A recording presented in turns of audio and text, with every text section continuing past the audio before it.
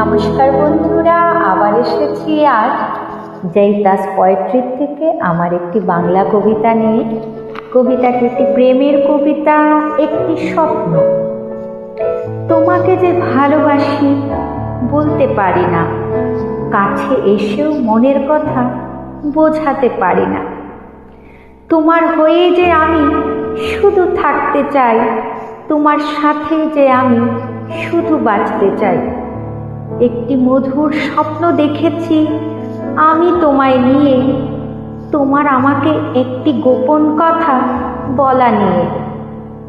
সেদিন যখন গাছতলায় একা ডেকেছিলে, সেজে গুজে আসতে আমায় তুমি বলেছিলে।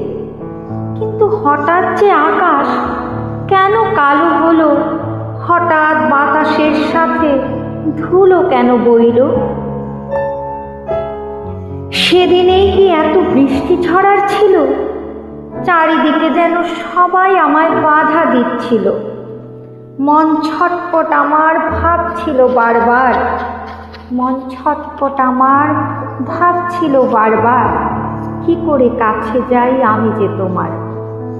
সব স্বপ্ন মুছে গেল তখন জলে ভেসে, রয়ে গেল তোমার সেই স্বপ্ন ফাঁকা মনের কাছে।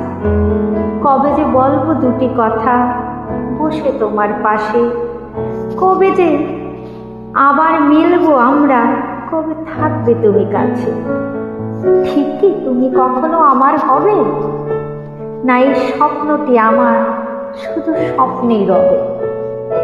ধন্যবাদ বন্ধুরা, আমার এই কবিতাটি আমার এই বই থেকে, জয়িতাস পোয়েট্রি।